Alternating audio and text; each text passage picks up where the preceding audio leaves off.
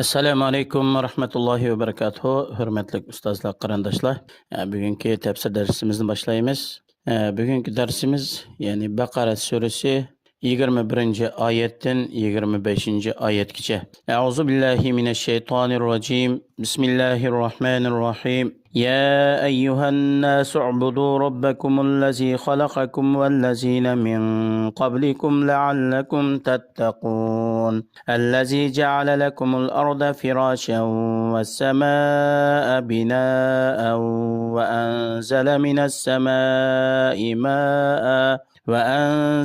السماء ماء فأخرج به من الثمرات رزقا لكم فلا تجعلوا لله أندادا وأنتم تعلمون. Yuqorqi oyatlarninki qisqacha tarjimasi. O'tgangi darsimizda so'zlab o'tgandek, Alloh subhanahu va taolo insonlarninki turlaridan, ya'ni mu'minlar, kofirlar, munofiqlarninki ahvolini bayon qilib bo'lgandan keyin umumiy insonlarni o'ziga yolg'iz ibodat qilishga chaqirdi.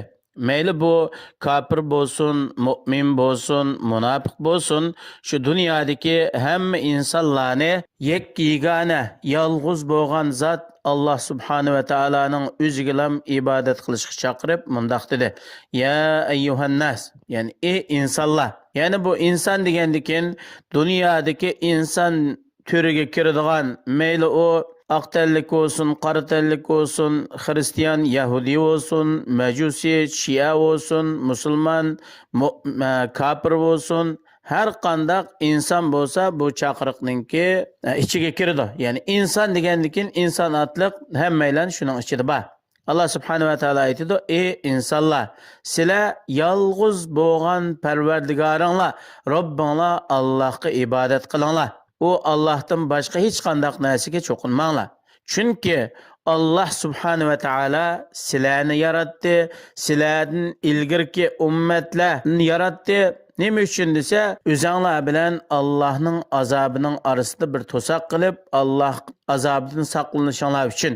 Allohning azobidan qanday qilganda saqlang'ili bo'ladi desa, oldi bilan chin qalbidan Allohga ishonish, Allohga ishonganligini dili bilan tasdiqlab, tili bilan iqror qilib, buni amaliyati orqali shu iymon taqozo qiladigan amallarni to'liq ado qilish orqali ifodalagan vaqtida va Allohning barliq buyruqlariga bo'ysunib, cheklamalaridan yongan vaqtida inson o'zi bilan Allohning azobining orasiga saqlanadigan bir to'saq va bir cheklama qo'ya oladi.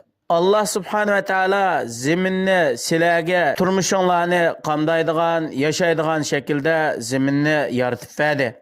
Zeminning ustidan osmonni qildi. Ya'ni uning qurilmalari intayin mustahkam holatda to'riksiz osmonni qildi. U Allah subhanahu va taolo yomg'ir tushirib berish bilan sizlarga ne'mat ato qildi. Ya'ni u yomg'ir bilan zemindan turli mevalarni undirib berdi.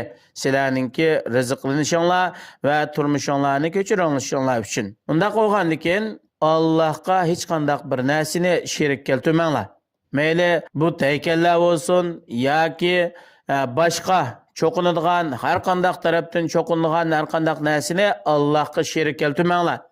Sizlar shuni bilasizlar, Allohdan boshqa yaratquchi yo'q. Allohdan boshqa ibodatga loyiq hech qanday bir haqiqiy ma'bud yo'q. Shuning uchun Allohga hech narsani sherik keltirmanglar.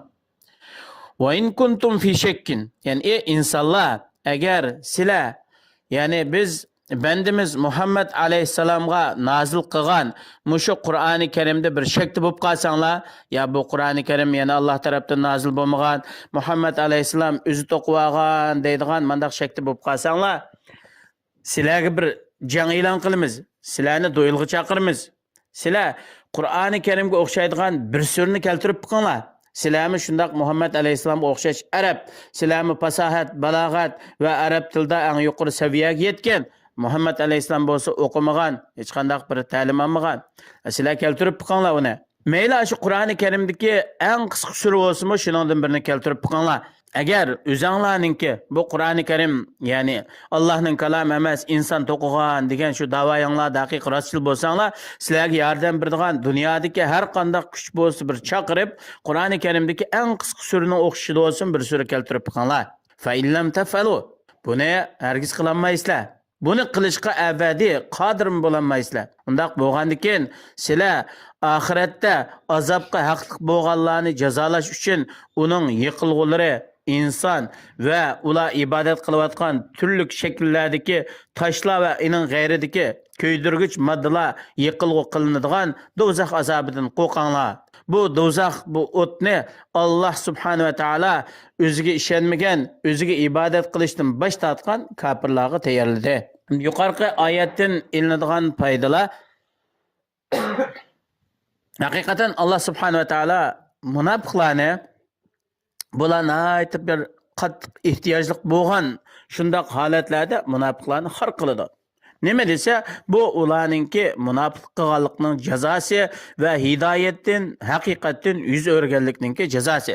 Chunki munofiqlarmi musulmonlar eng ehtiyojli bo'lgan vaqtida darhallam o'zining munofiqligini oshkorlab musulmonlarni xorlashga va ularning sha'ni shavkatini yo'q qilishga, tushirishga urinadi. Alloh subhanahu va taolami ularning jazosiga ular qattiq ehtiyojli bo'lgan yordamga muhtoj bo'lgan vaqtida Allohmi ularni xor qiladi.